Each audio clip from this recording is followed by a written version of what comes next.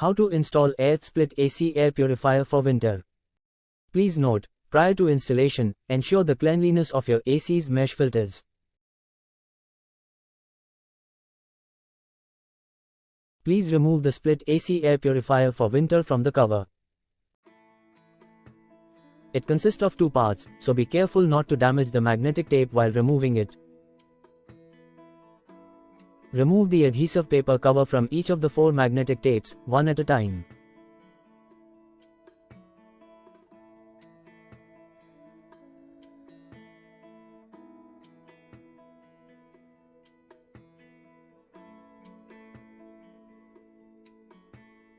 Place the Split AC Air Purifier for winter on the top of your AC.